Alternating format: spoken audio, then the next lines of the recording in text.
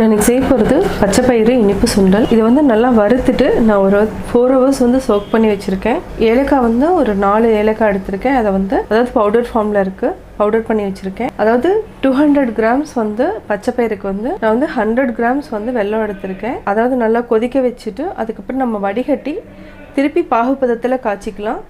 இதுக்கு வந்து தேங்காய் வந்து 1/4 மூடி எடுத்திருக்கேன். ஃபஸ்ட்டு வந்து நம்ம இதையே பச்சை பயிரை வந்து நல்லா வேக வச்சுக்கலாம். அதாவது இனிப்பு சுண்டலுக்கு வந்து கொஞ்சம் மலர வேக வைக்கணும். இதுக்கு வந்து என்னென்னா உப்பு எதுவுமே போட வேண்டாம். நீங்கள் வந்து குக்கரில் வந்து ஒரு விசில் விட்டாலும் சரி, அப்படி இல்லைன்னா நம்ம நல்லா வேகிற வரைக்கும் ஒரு 10 minutes வந்து நீங்கள் வந்து ஃபஸ்ட்டு ஹை ஃப்ளேமில், அதுக்கப்புறம் ஒரு 5 minutes வந்து லோ ஃப்ளேமில் வச்சுட்டு நம்ம நல்லா வேக வச்சுக்கலாம். இப்போ எப்படி செய்கிறதுன்னு பார்க்கலாம்.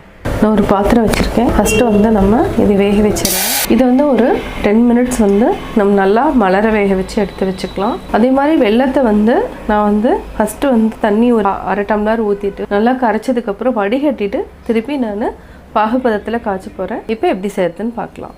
8 நிமிஷம் ஆயிடுச்சு. இப்போ செக் பண்ணி பார்த்தீங்கன்னா நல்லா வெந்திருக்கு. இன்னும் ஒரு 2 நிமிஷம் விட்டோன்னா நல்லா மலர வெந்துடும். ஒரு 2 minutesக்கு அப்புறம் நம்ம ஆஃப் பண்ணிக்கலாம்.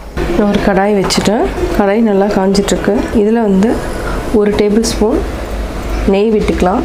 நெய் நல்லா உருகுனதுக்கப்புறம் நம்ம தேங்காயும் போட்டு நல்லா லைட்டாக வதக்கிக்கலாம். அதாவது அந்த ஈரப்பதம் போகிற வரைக்கும் நல்லா வதக்கிக்கலாம். நல்லா வதக்கிடுங்க. இது கூட ஏலக்காய் தூள் இதையும் நம்ம நல்லா வதக்கிக்கலாம். நல்லா வாசமாக இருக்கும். இப்போ நம்ம தனியாக எடுத்து பிளேட்டில் வச்சுக்கலாம். இப்போ நம்ம ஆல்ரெடி வெல்லம் வந்து காய்ச்சி வச்சுருக்கோம். இதை வந்து ஆட் பண்ணிக்கோங்க. இது நல்லா கொதிக்கணும். அதுக்கப்புறம் நம்ம வந்து பாசிப்பருப்பு ஆல்ரெடி வந்து வேக வச்சு எடுத்து வச்சுருக்கிறத ஆட் பண்ணிக்கலாம். இது ஒரு 5 minutes வந்து நல்லா கொதிக்கட்டும். வெல்லம் நல்லா கொதிச்சிட்ருக்கு. இப்போ வந்து நம்ம ஆல்ரெடி வேக வச்சுருக்கிறத பாசிப்பருப்பையும் ஆட் பண்ணிக்கலாம். நல்லா இந்த வெல்லத்துலேயே நல்லா மிக்ஸ் ஆகி நல்லா ஊறி நல்லா வத்திடும். அந்த ஸ்வீட் எல்லாமே நல்லா இறங்கிடும். அப்போ என்னென்னா டேஸ்ட் வந்து நல்லாயிருக்கும் பாசிப்பருப்புக்கு. இது வந்து ஒரு 5 minutes வந்து நல்லா வேகட்டும். 5 minutes ஆயிடுச்சு. இப்போ பார்த்தோன்னா இந்த வெல்லம் வந்து நல்லா வத்தி இருக்கும். கொஞ்சம் மட்டும் இந்த ஈரப்பதம் இருக்கும்.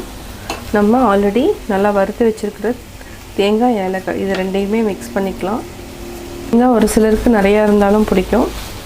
நீங்கள் தேவைன்னா நீங்கள் ஜாஸ்தி கூட ஆட் பண்ணிக்கலாம். இப்போ நவராத்திரிக்கு இனிப்பு சுண்டல் ரெடி ஆகிடுச்சு. இப்போ ஆஃப் பண்ணிக்கலாம்.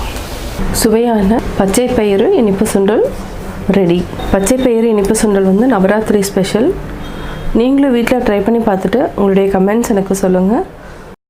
எனக்கு செய்ய போகிறது வேர்க்கடலை மசாலா சுண்டல். தேவையான பொருட்கள், நான் 150 grams வேர்க்கடலை எடுத்து ஒரு 2 hours ஊற வச்சுருக்கேன். இப்போ ட்ரை பண்ணி வச்சுருக்கேன்.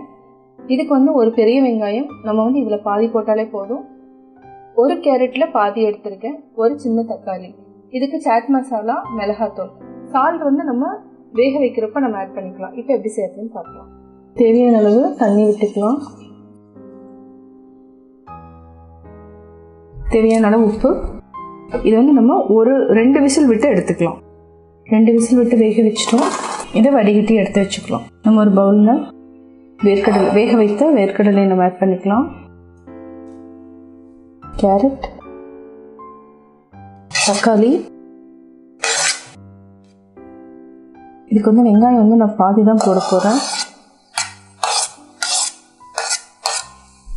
ஃபஸ்ட்டு நம்ம இது நல்லா மிக்ஸ் பண்ணிக்கலாம்.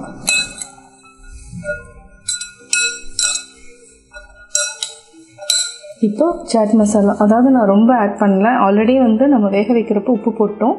அதனால இந்த அளவு தேவையானது மட்டும்தான் ஆட் பண்ணுறேன். இது கூட மிளகாத்தூள். ஒரு சிலருக்கு காரம் வந்து ஜாஸ்தி தேவைன்னா இன்னும் கூட கொஞ்சம் ஆட் பண்ணிக்கலாம்.